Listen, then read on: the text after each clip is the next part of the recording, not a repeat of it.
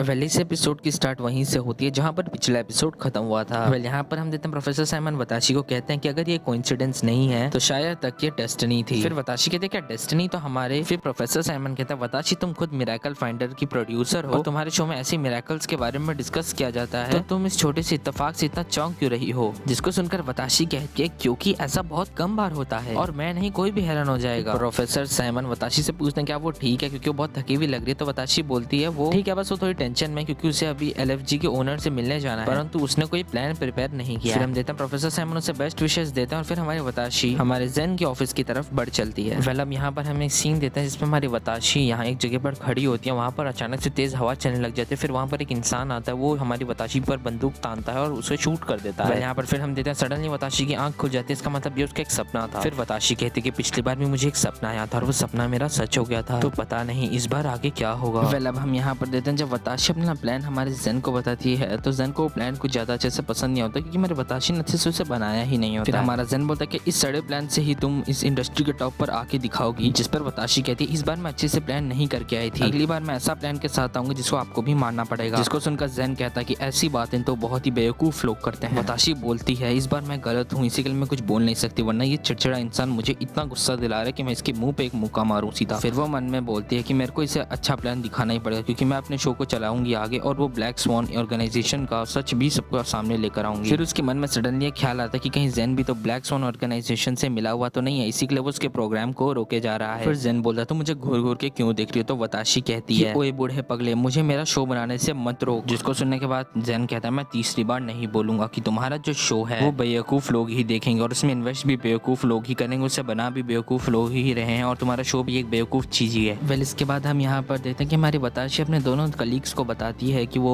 जेन के पास गई थी और अभी कैसा उसके साथ सब चीजें हुई। जिसको सुनकर डायरेक्टर अन्ना कहती है इन सबको छोड़ो, अभी हम लोग एक नए प्लान पे वर्क करना शुरू करते हैं जो कि हमारे शो को और अच्छा कर सकता है। वेल उसके बाद हम यहाँ पर देखते हैं कि हमारे वताशी बोलते हैं कि हमारे पास एक हुकुम का इक्का है या एक ऐसी चीज है जो कि हमारे पूरे गेम को बदल के रख सकती है, वो है कीरो। जिसके बाद कि ये सभी लोग डिस्कशन करते हैं कि किस तरीके से वो कीरो के लिए एक अच्छा सा शो प्रिपेयर कर सकते हैं जिसमें कि वो आने में इंटरेस्टेड भी हो और उसकी कंपनी भी इंटरेस्टेड हो। सो वेल यहाँ पर इनका डिसीजन होता है कि ये लोग एक्चुअली में एक रेस्टोरेंट में जाके शूट करेंगे और ये जो रेस्टोरेंट है ना गाइस यहाँ पर एक बहुत टेस्टी पुडिंग बनती है जो कि एक्चुअली में कीरो की भी फेवरेट है। और वेल ये लोग यहाँ पर इसी के लिए भी जाना चाहते हैं क्योंकि रिव्यूज के हिसाब से यहाँ का खाना बहुत अच्छा है, परंतु यहाँ की जो सर्विसिंग है और जो यहाँ का कुक है उसका एटीट्यूड लोगों को बिल्कुल भी नहीं पसंद है। और यहाँ पर एक और बात ये है जो यहाँ का मालिक और कुक है वो कभी भी किसी प्रोडक्शन हाउस को अपने रेस्टोरेंट पे शो करने देते नहीं है। वेल अब हम यहाँ पर देखते कि हमारी वताशी बोलती कि मैंने जो पुडिंग बनाई है वो तो इतनी गर्मी में पिघल जाएगी, मुझे जल्दी पहुंचना चाहिए। पर तभी हम देते हैं कि उसके बगल में वहाँ पर हाको अपनी बाइक के साथ आता है। फिर हाको पूछता है वताशी से कि तुम कहीं पर जा रही हो। तो वताशी कहती है हाँ मैं लवलैंड टीवी शो की तरफ जा रही हूँ। तो हाको बोलता है चलो मैं ही तुम्हें छोड़ देता हूँ वहाँ तक। वेल अब हम यहाँ पर देखते हैं कि हमारी वताशी हमारे LFG कंपनी में आ गई होती है और फिर वो जैसे आगे जा रही होती है वो टकरा जाती है हमारे जेन से और यहाँ पर हम देते हैं कि जेन टाइम को फ्रीज कर देता है और फिर हम देते हैं कि जेन उसकी पुडिंग को उठाता है। वताशी बोलती है शुक्रिया। जेन वताशी को बोलता है कि ये तुम क्या कर रही हो, तुम्हें प्लान बनाने में ध्यान देना चाहिए ना कि पुडिंग बनाने में। फिर वताशी कहती है कि उसके अगले शो के लिए ये बहुत इंपॉर्टेंट है। फिर वो बोलते हैं ये पुडिंग ऊपर से थोड़ी तो टूट गई है पर ये काम चलाऊ है। फिर यहाँ पर हम देते हैं कि हमारा जेन चालू हो जाता है उसे कहने के लिए कि इस पुडिंग को भी सही समय पर खाया जाता है और इसको सही तापमान में रखा जाता है ताकि अच्छे से रहे। जेन की ऐसी ज्ञानी बातों को सुनकर तो हमारी वताशी अपने आप को कंट्रोल कर रही होती है और वो बोल रही होती है मुझे नहीं मारना, मुझे इसे नहीं मारना है। पहले अब हम देखते हैं इतने में हमारी वताशी पीछे से नोटिस करती है कि कीरो आ रहा है क्योंकि यहाँ पर जेन ने टाइम फ्रीज कर रखा था, पर तभी कीरो वहाँ पर आ रहा था। तो हमारा जो जेन होता है अपने मन में बोलता है कहीं ये वॉल्वर तो नहीं है। फिर अब हम देखते हैं कि वो यहाँ पर टाइम को अनफ्रीज कर देता है और वताशी को कहता है मुझे नहीं पता कि कीरो ने इसको देखा है कि नहीं, वेल तो मुझसे बाद में आके मिलना। फिर हम देखते हैं कीरो हमारी वताशी को देख के बोलता ओ मेरी लिटिल पोटैटो प्रिंसेस तुम आ गई।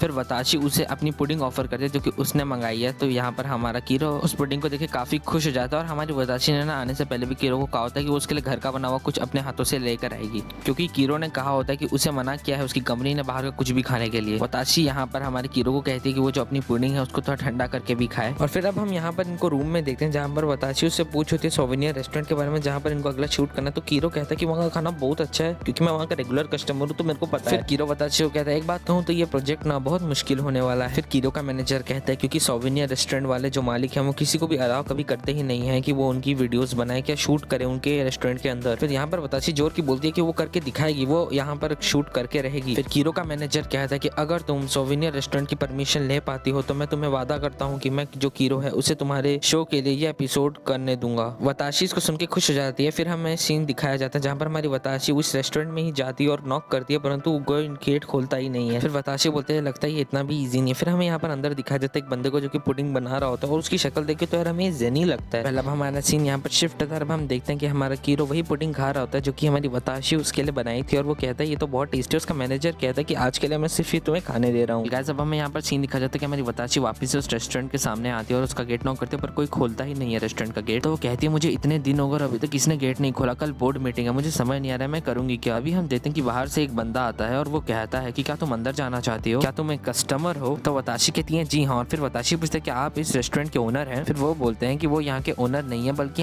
यहाँ के वो वेटर हैं और उनका नाम मिस्टर बीन है। फिर हम देखते हैं कि वताशी के लिए गेट खोल देते हैं और वताशी उनके साथ चली जाती है। अब हम यहाँ पर देखते हैं वताशी उन वेटर अंकल को कहती है कि मैं असलियत में तो एक प्रोड्यूसर हूँ और क्या मुझे आप यहाँ पर एक शो बनाने देंगे, जिसपे कि वो वेटर अंकल बोलते हैं कि हमारे मालिक जो हैं वही हमारे शेफ हैं और उनको पसंद नहीं है कि कोई उनके खाने पर क्या उनकी इस जगह पर वीडियोस बनाए। फिर वताशी उन अंकल को बोलती है मुझे अच्छे से पता है कि आप लोगों ने बहुत सारे कंपनीज को ऑलरेडी रिजेक्ट किया, पर मैं आपके जो मालिक है उनसे 1 to 1 बात करूंगी और उन्हें बनाने की कोशिश करूंगी। क्या कोई ऐसा रास्ता है कि मैं आपके मालिक से बात कर सकती हूँ। फिर वेटर अंकल बोलते हैं पर तुम्हें तो यहाँ पर इसके लिए बहुत ज्यादा इंतजार करना पड़ सकता है। अब यहाँ पर हम देखते हैं कि बहुत समय हो गया होता है तो हमारे वो जो वेटर अंकल होते हैं वो हमारी वताशी को कहते हैं कि मैं आज के लिए तुम्हें यहाँ से जाने के लिए कहूंगा क्योंकि हमारे मालिक ने तुम्हें कस्टमर के तौर पे भी यहाँ पर बैठने के लिए अब मना कर दिया है। फिर वताशी बोलते कुछ हो सकता है कि, तो वेटर अंकल बोलते हैं सिर्फ एक चीज हो सकती है कि बेटा आप यहाँ से चले जाए। हम यहाँ पर देते हैं इसको सुन के हमारी वताशी कंफ्यूज भी जाती है और बहुत उदास भी जाती है। तभी हम देते हैं वहाँ से कीरो दौड़ते दौड़ता होता है और वो कहता है मैं फाइनली पहुंच गया। फिर वो उन वेटर अंकल को हेलो करता है। फिर तभी कीरो बोलता है आज मेरी छुट्टी थी तो मैं सोचा कि यहाँ पर आके खाना खाता हूँ। वताशी तुमने कुछ यहाँ पर ऑर्डर नहीं किया। फिर वताशी बोलने चाह रही होती है कि वो यहाँ पर अपने शो के लिए आई थी। तभी हमारा कीरो बोलता है तुम एक रेस्टोरेंट में आई हो और तुमने खाना ही ऑर्डर नहीं किया। यही तो गलतियां होती हैं बहुत सारे कंपनी वाले जो लोग करते हैं। फिर हमारी वताशी अपनी गलती को समझ जाते हैं। वेटर को कहते हैं मुझे माफ कर दीजिएगा, मैं बहुत लालची हो गई थी और बिना खाने को टेस्ट करी मैं जगह के बारे में कुछ कहना चाहती थी। कहना तो नहीं मतलब इस पे शो बनाना चाहती थी जगह के बारे में बिना खाए इसका खाना। वैसे तो हमारे यहाँ के जो शेफ थे उन्होंने मना कर दिया था वताशी को खाना खिलाने से, पर हमारा जो कीरो था उन वेटर अंकल को बोलता है कि क्या आप इसे सिर्फ खाना नहीं खिला सकते, जिसपे कि वो वेटर अंकल बोलता है तुमने बोल दिया तो हमें तो खिलाना पड़ेगा ना। वेल उसके बाद अब हम यहाँ पर देते हैं कि जब हमारी वताशी यहाँ का खाना खाती है तो वो तो शौक को जदी हुई यहाँ का खाना बहुत ज्यादा टेस्टी होता है। वेल उसके बाद हमें यहाँ पर दिखाया जाता है कि वो लोग पुडिंग भी ऑर्डर करते हैं। जब पुडिंग आती है तो हमारा कीरो बोलता है कि इनकी पुडिंग बहुत टेस्टी होती है, अगर तुम इसकी पुडिंग पहली बार खा रही हो तो तुम शौक होने वाली हो। और उसके बाद हम देते हैं कि वताशी उस पुडिंग को खाती है और वो तो यहाँ पर चौक जाती है। अभी कीरो बोलते हैं पुडिंग टेस्टी है ना, और हम यहाँ पर देते हैं कि हमारी वताशी तो रोने ही लग जाती है और वो कहती है ये तो बहुत अच्छी है। फिर वो कीरो को कहती है कि मैं तुम्हें एक सीक्रेट बताती हूँ कि 5 साल की मैं जब थी तब मेरा किडनैप हुआ। मुझे बस याद है कि उन लोगों ने मुझे बहुत सारे शॉक्स दिए थे और इस कारण मुझे कोई भी मेमोरी याद नहीं है अपने बचपन की, पर मुझे ये याद है कि 5 साल की होने से पहले मैंने ये पुडिंग जरूर खाई थी। हीरो बोलता है कि तुम्हारी पुडिंग भी बहुत टेस्टी थी, जिसपे वताशी कहती है ऐसी पुडिंग तो मैंने कभी नहीं खाई और यही पुडिंग बहुत ज्यादा टेस्टी है, ऐसी मैं कभी बना भी नहीं सकती। अभी हम देखते हैं कि वो बहुत इमोशनल होकर वो वेटर अंकल को बोलते हैं कि क्या वो एक शो बना सकती है। तो वेटर अंकल बोलते हैं शायद तक मैंने तुम्हें पहले ही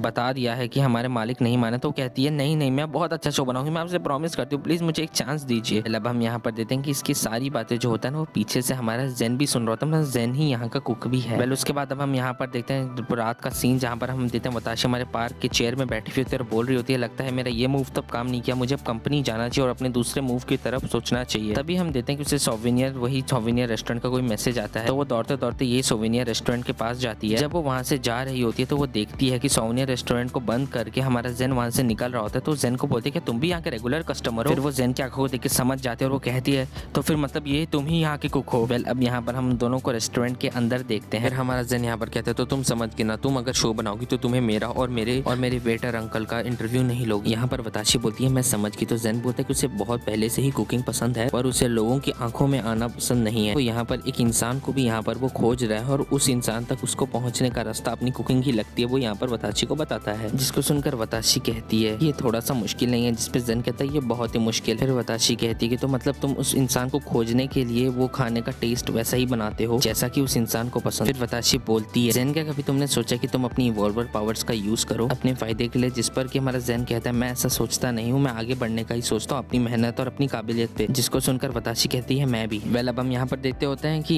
इनकी कंपनी में तो पार्टी चल रही होती है बिकॉज आफ्टर ऑल इन्होंने बहुत बड़ी डील को यहाँ पर कंप्लीट किया है। तभी हम देखते हैं कि वताशी के जो मैसेज होता है मैसेज बॉक्स में हमारे हीरो का मैसेज आता है कि अब तो मैं तुम्हारे साथ काम करने के लिए और भी एक्साइटेड हूँ वताशी। वेल उसके बाद हमारा सीन यहाँ पर शिफ्ट होता है। अब हम देखते हैं कि हमारे साइमन और वताशी जो होते हैं वो अपनी बिल्डिंग के ऊपर होता है, बहुत ही ब्यूटीफुल नजारा को देख रहे होते हैं। तो हमारी वताशी बोलती है मैंने सोचा नहीं था साइमन कि आप भी मेरे साथ सेलिब्रेट करेंगे, जिसपे कि प्रोफेसर साइमन कहते हैं कि मैंने तो तुम्हें कहा था कि ये प्लान 100% वर्क करेगा। फिर अब हम देखते हैं कि वो दोनों यहाँ पर फायरवर्क्स के जो शो होता है उसको एंजॉय कर रहे होते हैं और फिर हमारी वताशी कहती है कि आपका बहुत रिसर्च का काम होगा ना, शुक्रिया आप मेरे साथ यहाँ पर आए। तो हमारे प्रोफेसर साइमन बोलते हैं कि ये भी मेरी एक रिसर्च का हिस्सा ही है, जिसको सुनकर वताशी कहती है आपने क्या कहा? तो हमारे साइमन कहते हैं सच्ची में मैं कह रहा हूँ, मुझे तुम पे बहुत ही ज्यादा इंटरेस्ट है, मेरे लिए तो तुम एक लैब एनिमल की तरह। फिर वो हंसने लग जाते हैं। तो हमारी वताशी बोलते हैं कि आपने क्या कहा? तो कहते हैं प्रोफेसर मैं सच्ची कह रहा हूँ, मुझे तुम में बहुत ज्यादा इंटरेस्ट है, देखना चाहता हूँ कि तुम आगे जाके कौन सा रास्ता चुनोगी। तो वताशी कहते हैं कि वो आगे जाके इवॉल्वर्स के राज से पर्दा खोलने वाली है। तभी हम यहाँ पर देखते हैं कि वहाँ पर तेज हवा चलने लग जाती है। हम देखते हैं यहाँ पर हाकू आया होता है जो कि इन पर गन तान देता है। हमारे वताशी मन में बोलते हैं नहीं, ये तो मेरा सुबह वाला ही सपना है, ये वापस से सच नहीं हो सकता। फिर यहाँ पर हम देखते हैं कि हमारे जो प्रोफेसर साइमन होते हैं वो हमारी वताशी को अपने पीछे करते हैं और अपनी शील्ड यहाँ पर ऑन कर देते हैं, जिससे हमें ये भी पता चल जाता है कि शायद तक प्रोफेसर साइमन भी एक इवॉल्वर है जिनके पास ये शील्ड वाली पावर है। फिर अब हम देखते हैं कि हाकू किसी पे यहाँ पर गोली शूट क्या होता है। और अब हमें आगे तो इस एपिसोड में कुछ नहीं बताया क्योंकि ये एपिसोड यहीं पर खत्म हो गया। आशा करता हूँ आपको एपिसोड पसंद आएगा। एपिसोड पसंद आया तो प्लीज मुझे कमेंट सेक्शन में बता देना यार। तब तक के लिए